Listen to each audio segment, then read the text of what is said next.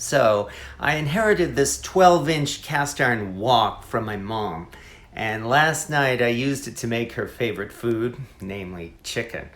And I discovered this smaller wok actually didn't cook the chicken as fast and easy as my bigger, large 14-inch wok.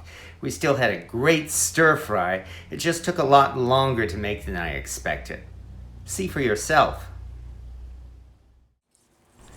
Mom loved all kinds of chicken, but she especially enjoyed dark meat.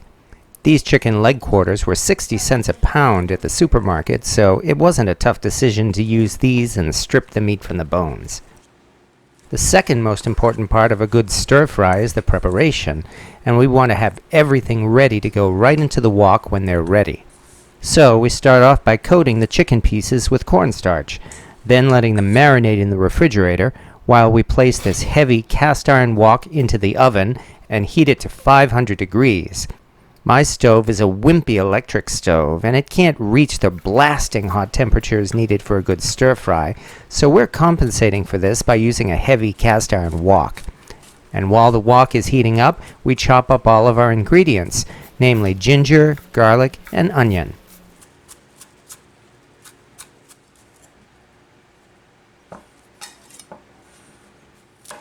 Then we cut up a head of broccoli into small pieces.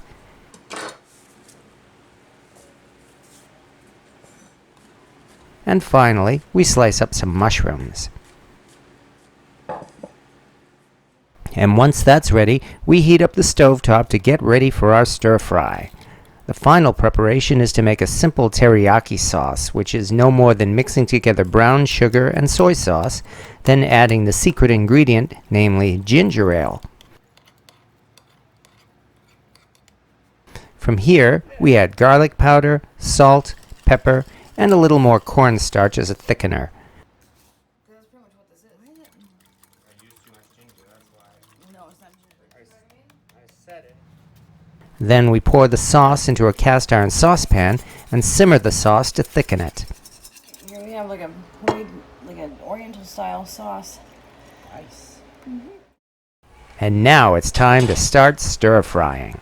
We place the smoking hot cast iron pan on the stovetop, add our frying oil, and start adding the chicken to the wok. However, here I discovered something I wasn't expecting at all. I've made many stir fries in my large cast iron wok, but this slightly smaller wok had a lot more difficulty cooking the chicken. Even though it was only 2 inches smaller, I had to cook the chicken in batches from keeping the pan from getting too crowded. With the large wok, this chicken would have been thoroughly cooked in about 10 minutes, but here it took a lot longer. So, the wok was covered to heat the chicken for about 5 minutes and steam cook it. And that did seem to help because it only took a few more minutes to cook this batch.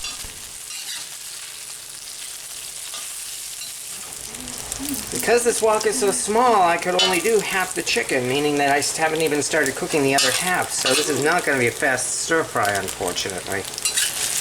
How are you going to do all the vegetables and everything? You have to do it in batches. Do the chicken, then do the vegetables, then mix the chicken in. Okay. Yeah, I'm not happy either. I'm definitely preferring my bigger wok. Yeah, it's like a wok for one right there. Finally, the chicken was ready, and we were able to cook the second batch. We cooked this batch for 10 minutes, covered it for 5 minutes, then finished cooking.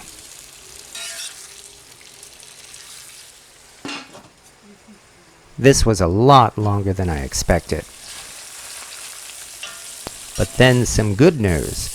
Once the chicken was done and we added the vegetables, this wok suddenly woke up and behaved like a heavy cast iron wok should work. Even though broccoli is a tough vegetable, the wok thoroughly cooked it in only a few minutes. We then added the aromatics, and it only took a few more minutes until the onions were soft. And then it was time for the mushrooms. Once again, it took only a couple of minutes to thoroughly cook the mushrooms. Everything else was cooked in less than half the time it took to cook the chicken. Now we add the cooked chicken back into the wok.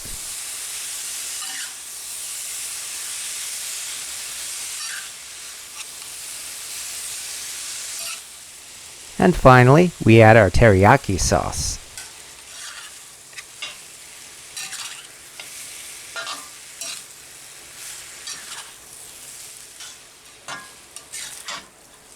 And with that, our chicken stir fry was done and ready to serve. Even though it took 45 minutes when I was expecting about 15 to 20 minutes, it was still thoroughly cooked and delicious. We can certainly say this was worth the wait. So this was still a very good stir fry, and we didn't have any trouble eating the entire thing. But after years of cooking in a bigger cast iron wok, I was surprised at the difference between this wok and the large cast iron wok. Mom did use this wok for making a lot of stir fries, and there's nothing wrong with using this wok, but I'll probably be passing it along to someone who can use it a lot better than I can. Fortunately, I do still have one very special cast iron piece inherited from Mom that I'll never be getting rid of, namely this Griswold square egg pan that I gave to Mom as a memento of her mom, my grandmother. I'll be keeping this one in memory of Mom, and the next time I make chicken, whether it's in my large cast iron wok or anything else, I'll be thinking of her. I hope you enjoyed this stir fry, and thank you for watching.